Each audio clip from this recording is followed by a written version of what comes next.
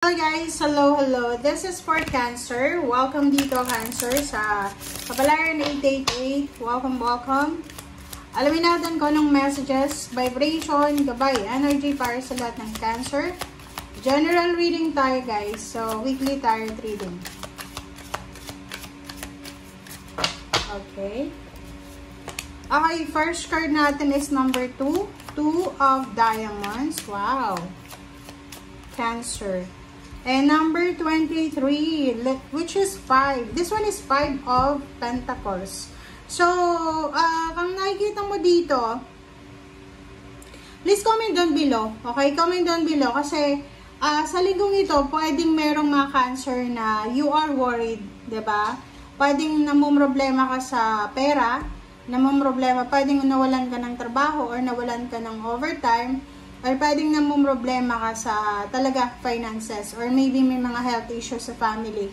May mga sakit sa pamilya, kailangan ng pera, ganyan, ganito. So, kung nasa Pilipinas ka, uso yung sakit. So, like lagnat, trangkaso. So, pwedeng you are experiencing ng 5 of Pentacles. Or, yun. Next card is number 2. So, sinasabi ng baraha dito na nangangailangan ngayong November 3 to 9, nangangailangan yung Cancer na to ng financial balance.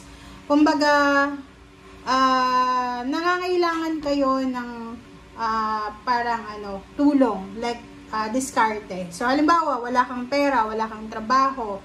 Nakikita ko sure dito na busy ka sa paghahanap ng trabaho. Is either online, kinokontak mo lahat ng makakilala mo, or maybe busy ka sa pagbibigay ng resume mo, biodata, or ano pa man.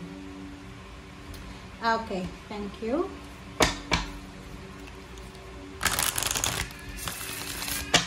Let's check. This is the third deck.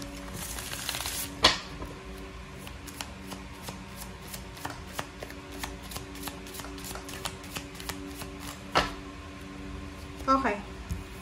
Breaking barriers. I am expanding beyond limitation. Oh, talagang ganon. So, resonated siya dito. Okay? Resonated siya dyan. Kasi, etong energy na to, parang sinasabi ng breaking barriers na to na gagawin mo ang lahat eh. So, mayroon dito na Cancer na sawang-sawa ka na sa mga paghihirap nyo financially, physically, or kung naman yan na paghihirap na pinagdadaanan nyo sa ngayon.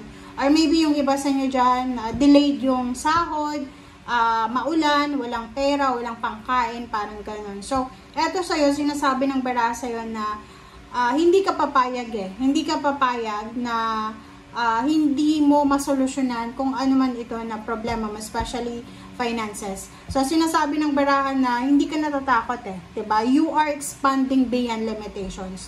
Walang limit eh. Limitless talaga, guys. Kung talagang gusto mong makasurvive, wag kang mahihiya, 'di ba?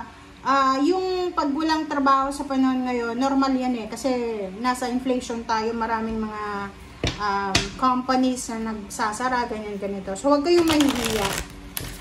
Tama yung ginagawa mo. Ginagawa mo yung lahat. Kumbaga gagawin mo ang lahat sa linggong ito para makasurvive, para ma-resolve yung mga financial issues or any issues na pinaproblema mo.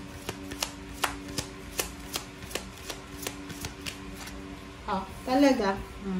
So, nakikita ko sure dito, this is 5. So, dalawa yung 5 natin dito, obstacles and challenges. So, maybe you're experiencing talaga financial challenges and obstacles. So, ang nakikita ko dyan, it's either, yon may trabaho ka dati, tapos out of the blue lang, nakasama ka sa mga taong na-lay off or mali-lay off, parang ganon. Or maybe, marami kang utang na kailangan bayaran. Or maybe marami kang bills na kailangan mong isettle. Parang ganun.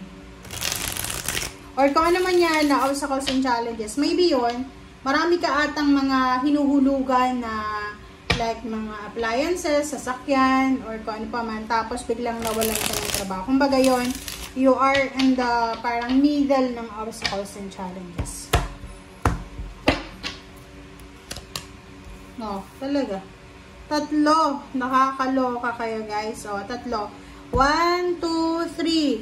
3 cards yung 5 of Pentacles sa'yo. Ito 5 of Pentacles na to. 5 of Pentacles. Ito 5 of Pentacles to. So, sinasabi ng barahan na maybe you are suffering. You are financially in need. Kailangan mo ng tulong. Kailangan mo ng pampadoktor. Kailangan mo ng pera pangkain. Parang ganun. Kasi scarcity to eh. Diba?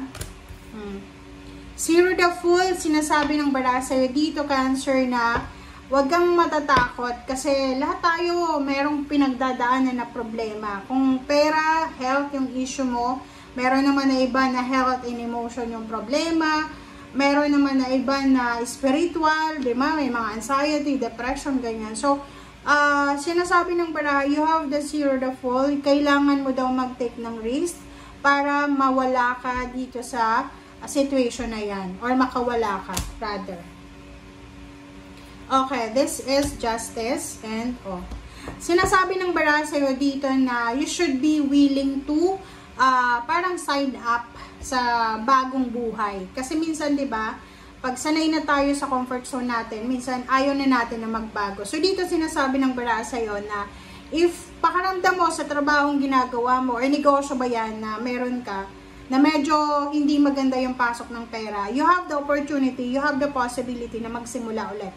Magsimula ka ulit na mag-apply ng trabaho, di ba? Maghanap ka ng alternatibo, parang ganon. Okay, and Page of Swords, sinasabi ng baraha sa'yo dito na in the near future, okay, sa mga susunod na araw, buwan na taon, or maybe araw lang, sa susunod na araw, Page of Swords, there's someone here na posibleng pwedeng kukontakin mo siya. It's either family, relatives, friends, or dating kakilala na siya ay posibleng marami siyang pera. Diba? Marami siyang ipon, pera.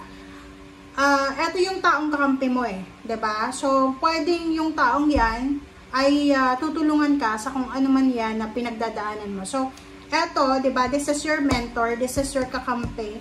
And this is a news na posibleng darating sa'yo about money. So, nakikita ko sa'yo dito na sa mga susunod na buwan na taon, kung ano yung pinagdadaanan mo sa ngayon, pagtatawanan mo na lang yan. Kasi, in few years from now, yung lesson ngayon, kasi alam mo ba tayo, pag marami tayong problema sa pera, doon natin marirealize kung naging maganda ba yung paghawak natin sa pera sa nakaraan, diba? Minsan, diba, may regrets tayong nararamdaman na parang iniisip natin na kung naging mabuti sana yung pagmamanage ko ng pera, ay hindi sana ako ngayon naghihirap, parang gano'n. So, minsan yung pagkakaroon ng walang pera, pagkakaroon ng problema sa pera, or even emotion, malaking tulong din yan eh. Kasi minsan nagiging motivated tayo, nagbabago tayo, parang gano'n. So, marami tayong marirealize niyan eh. Sa pag wala kang pera, marirealize mo na kung ano yung pagkakamali mo sa pagmamanage ng salapi sa past. Marirealize mo kung sino yung mga taong andyan para damayan ka. Marirealize mo kung sino yung mga taong talagang pwede mong maasahan in times of mga financial problems or emotional problems. Ako, been there. Okay? Been there than that. Duman ako sa problema sa pera, sa health, lalo na sa health. Ang hindi ko makakalimutan talaga sa health ko. Okay. Duman ako sa problema na talagang akala ko wala na. Last na yon. Yung parang feeling ko, eto na yung endings ko eh. Yung parang kinapitan ko lang is yung word of God. Parang sinabi ko, nagpray ako one time na sana, Lord, kung meron pa ako ditong purpose sa mundo, sana mabuhay pa ako ng mapagtagumpayan ko to and mabuhay ako ng matagal pa. And then, yun lang, gabi-gabi yun yung prayers ko. Paulit-ulit, and yung mga taong tinulungan ko, diba? Sila yung mga taong tinulungan ko. Pero, nung mga time na nandun ako sa health issues na yon, na kailangan ko ng tulong, walang sino man na nag-extend na sasabihin sa akin. May isa akong kamag-anak. Literal, okay, kamag-anak, kapatid. And, pag may problema siya sa pera, or yun, kahit problema sa pamilya nila, ako yung unang pinagsasabihan niya na, uy, kailangan ko ng tulong, okay, ako agad, tulong agad, pera, magkano, ganyan, ganito. Tapos, nung time na ako na, health yung problema ko eh, 'di ba? Kailangan ko lang ng simple lang na tulong, guys. Okay? Simpleng tulong lang. Pero, instead na tulungan ako, inignore nila ako. Chat ako ng chat, call ako ng call, tapos nagsinungaling pa sila, na parating na yung ganyan, ganito. Walang dumating. So, at that time, hindi sa grudges and resentment ha. Hindi ako nagtatanim ng grudges and resentment. But during that time, nag-pray ako kay God. I pray to God. Sabi ko, Lord, kung talagang masama akong tao, wala na. Hindi na ako hihingi sa'yo ng energy or kung ano pa man nakagalingan. Kasi masama nga ako eh. So, ang sinasabi ko noon, sana, etong mga taong ito na kailangan ko sila, humingi ako ng tulong sa kanila eh. Humingi ako ng tulong pero kahit isa walang tumulong sa akin. So, sinabi ko, bahala ka na Lord. Pag gumaling ako dito, tatandaan ko kung anong nangyari sa akin ngayon. I'm not into grudges and resentment. Pero, yung time na yon na parang na-trauma lang ako. Yung trauma lang, na-trauma ako na yung mga tao pala na tinutulungan natin, which is hindi naman tayo nag-expect ng kapalit, 'di ba? Pero, sa panahon na yon, kadugo mo pa, kapatid mo pa, 'di ba? Syempre mag-expect ka na tutulungan ka nila eh. Tsaka pag tumutulong ka naman, ay like humihingi ka naman ng tulong, hindi naman yung libre. Okay? So, parang at that time, sinabi ko na talaga sa sarili ko na pag gumaling ako, never na akong hihingi ng tulong sa taong ito. And thank God, 'di ba? Kasi yun, binigyan ako ng second life, third life. And yun, hanggang sa ngayon, never na talaga akong hihingi. Mas hingi na lang ako sa taong hindi ko kakilala, dun sa tao dyan sa labas, yung mga homeless, yung mga kapitbahay, dun na lang. Kasi, at least yung mga taong yan, i-reject ka man nila, hindi ka masasaktan. Okay? So, in your case, parang yun yung nakikita ko sa'yo dito, na yung mga tao na to na kakampi mo, pwedeng humingi ka sa kanila ng tulong pero hindi kanila matutulungan. Yung iba, oo, pero yung iba hindi kanila matutulungan. Okay? Thank you guys for watching. Bye!